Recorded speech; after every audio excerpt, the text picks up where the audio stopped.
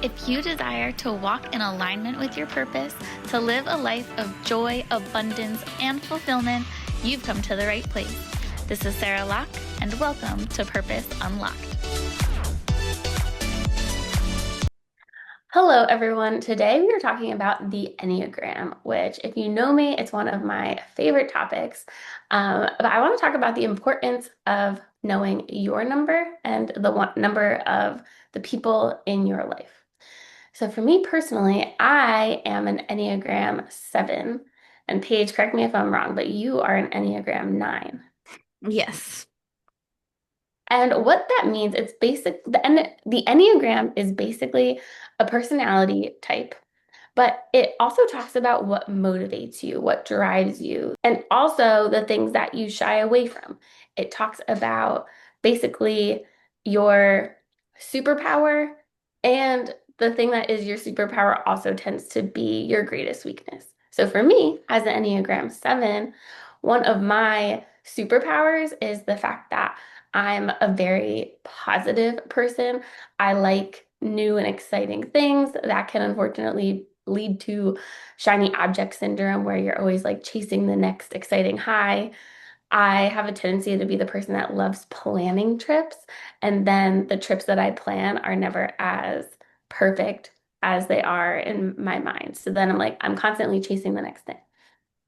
Sevens also have a tendency to run from pain. So we can do that in positive ways, like going to the gym, doing things that release endorphins, hanging out with friends, healthy ways. But unfortunately, Enneagram 7s are also the highest likelihood of developing addictions, because if you can't run from your pain, a lot of the time they'll numb their pain in unhealthy ways. And I've done that too.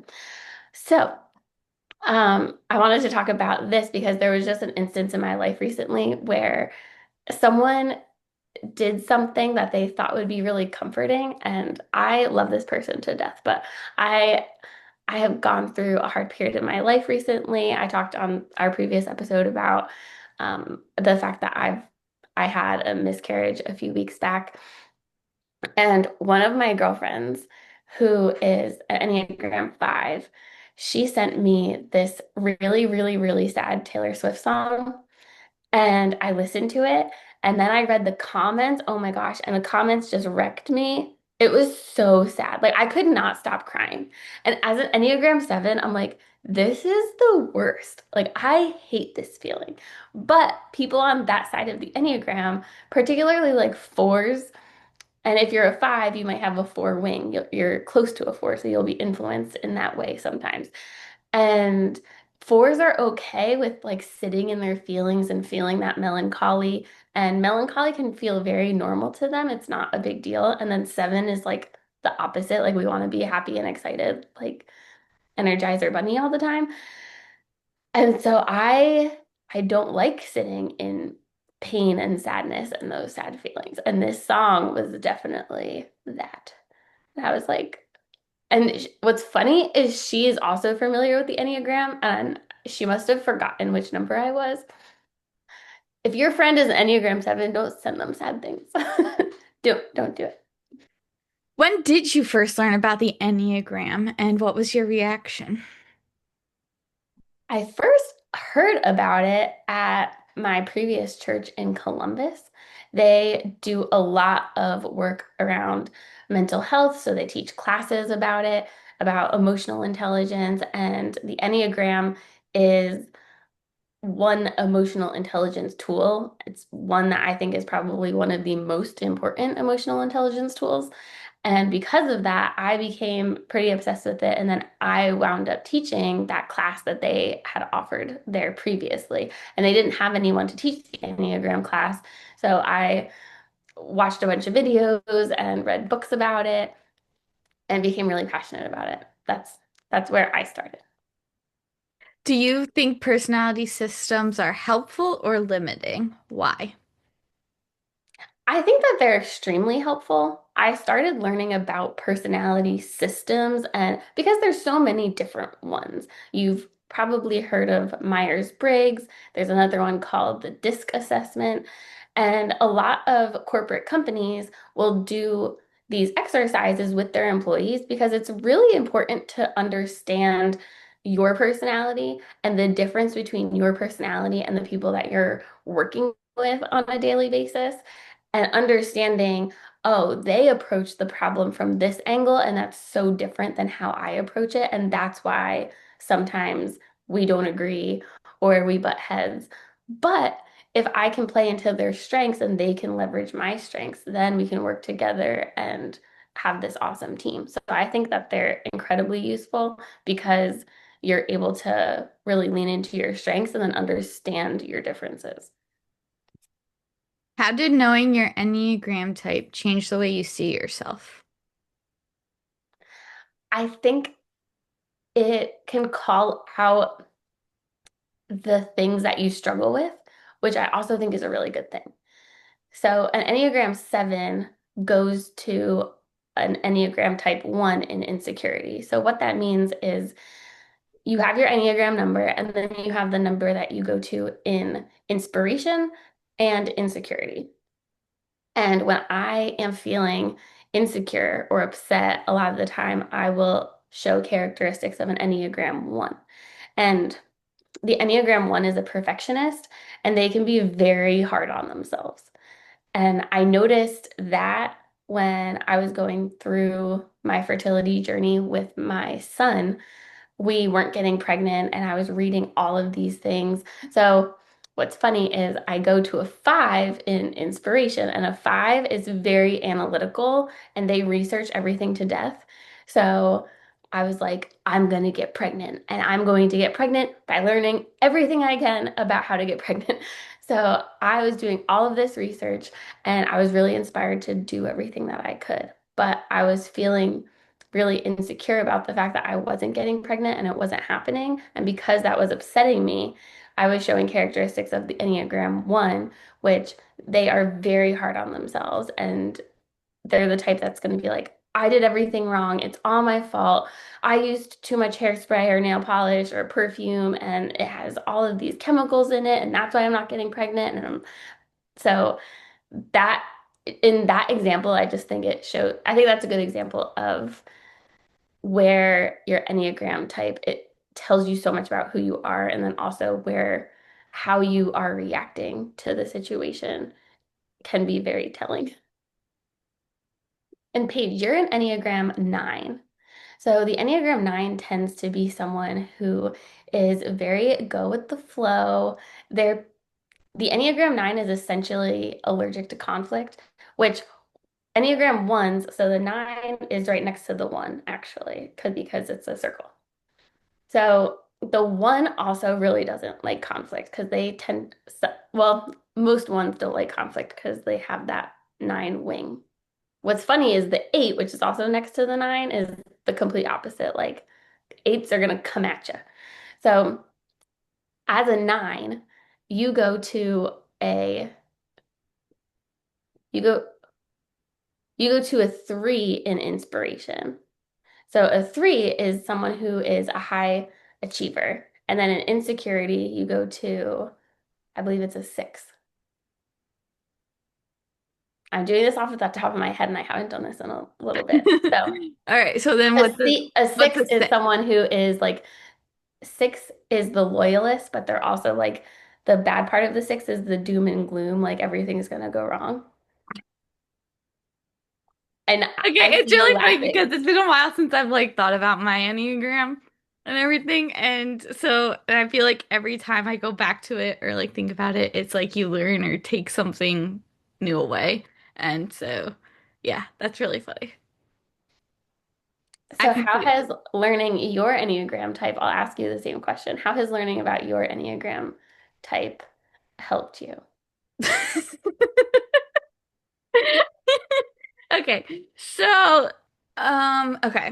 I guess it made me understand why I wasn't particularly thriving or felt like I was in the correct space in certain areas of my life.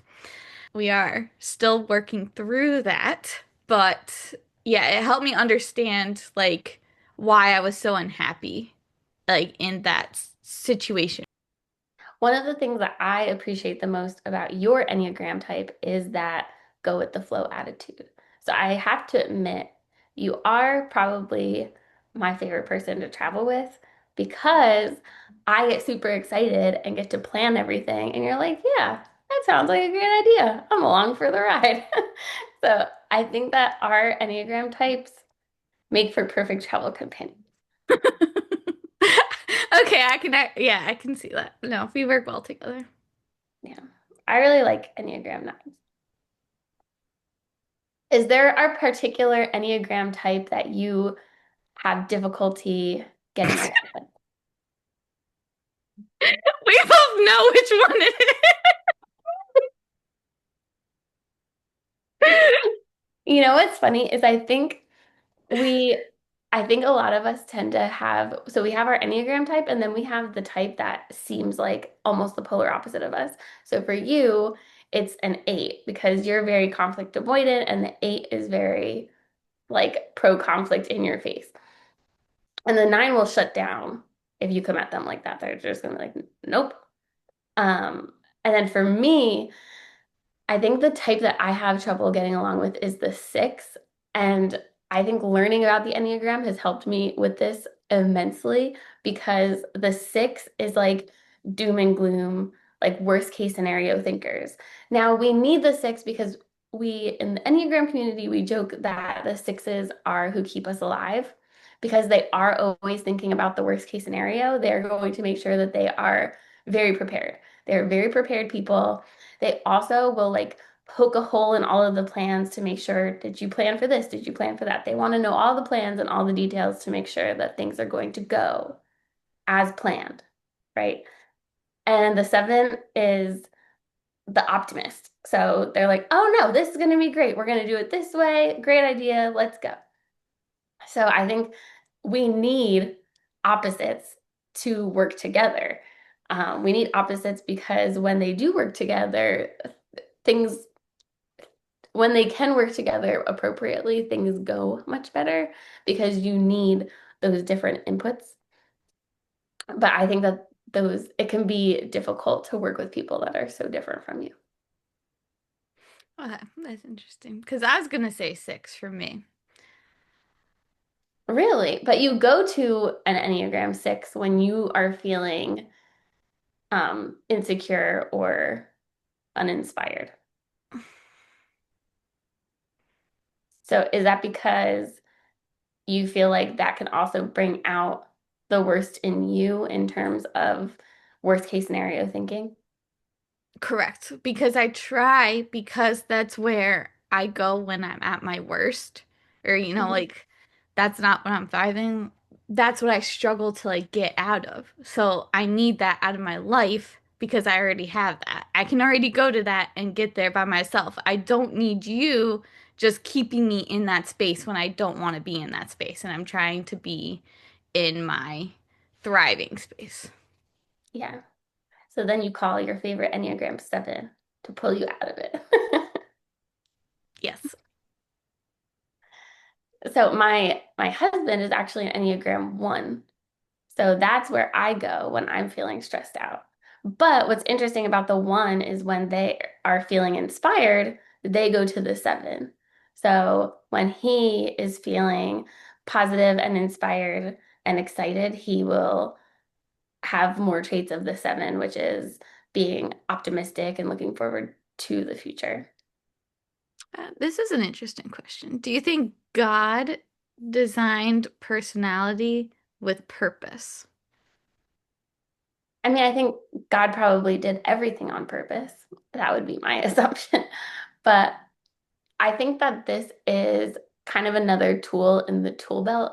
Like, is it biblical? No, but the Enneagram is actually something that they believe it was developed by like early monotheistic religions. And so monotheistic would be predominantly Judaism and Christianity were the early founders or adopters of it.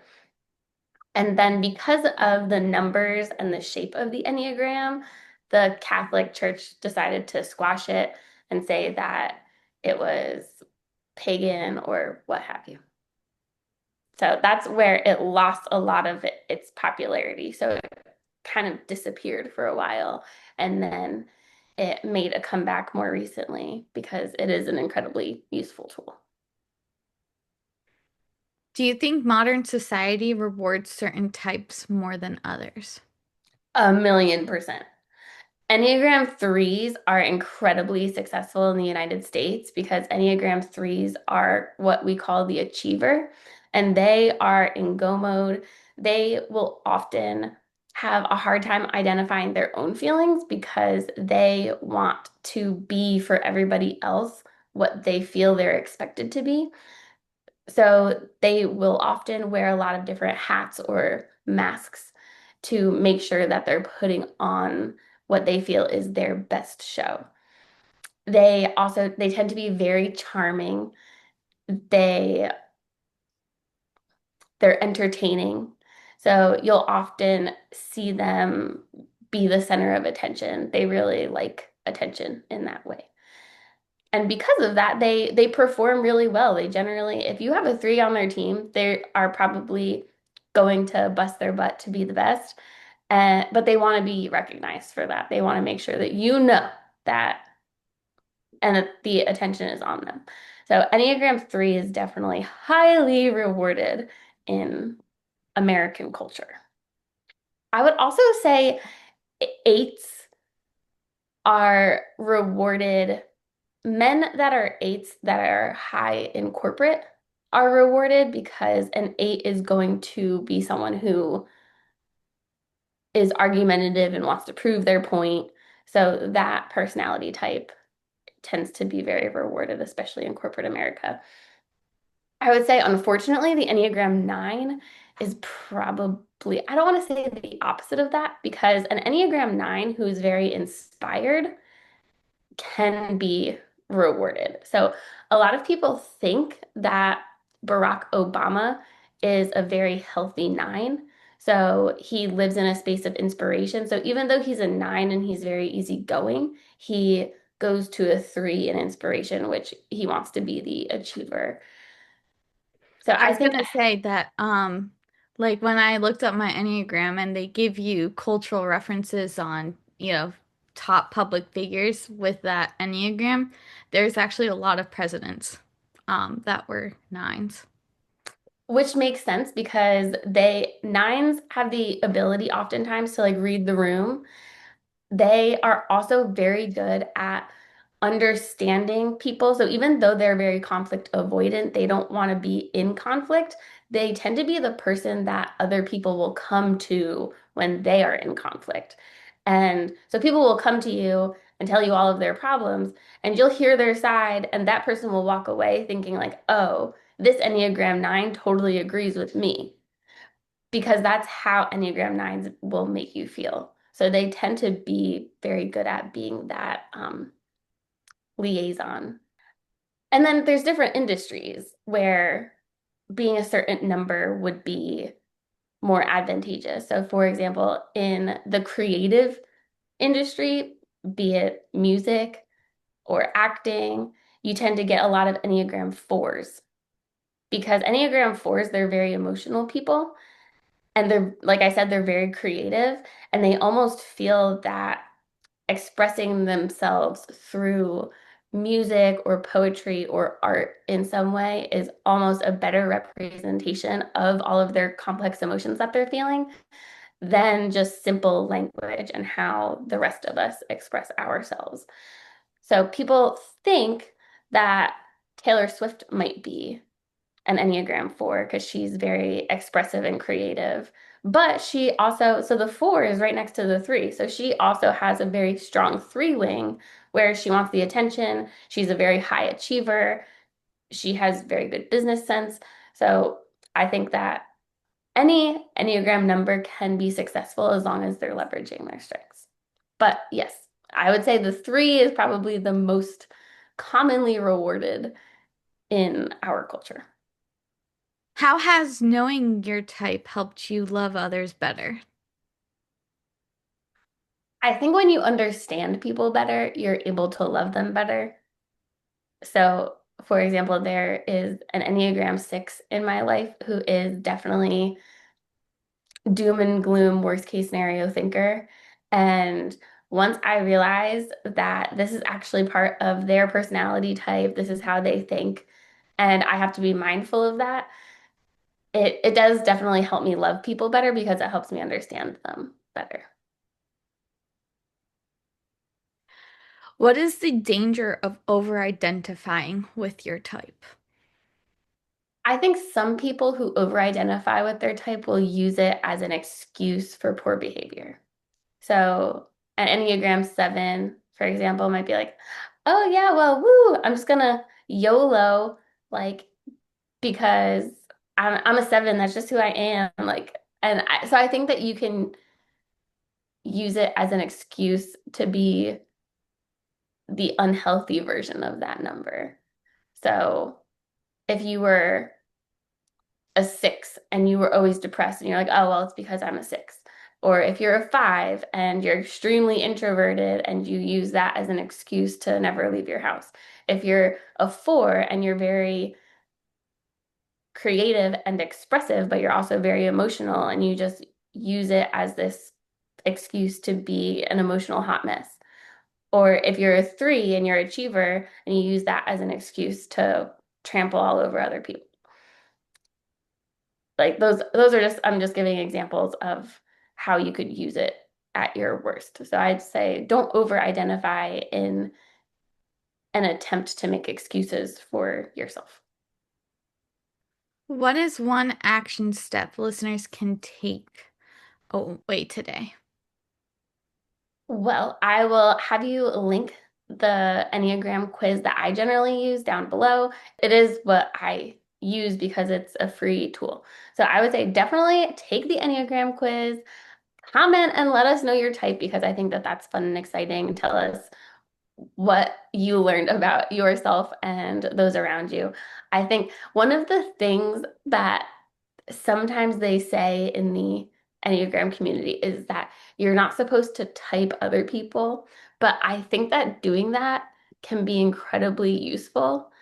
So I know people and I'll be able to tell what type they are, and that helps me navigate that relationship with them. So as long as you're not using it in a toxic way, or you're saying, like if my husband, for example, was being very particular about something, and I'm like, oh, you're such an Enneagram 1, it doesn't have to be perfect. Like, don't use it in a negative way. Use it to better navigate your relationships. But yes, definitely learn your type, learn more about it. I've done other podcasts about it. They were a while back, but it's important to know your type and those around you because it can be incredibly useful.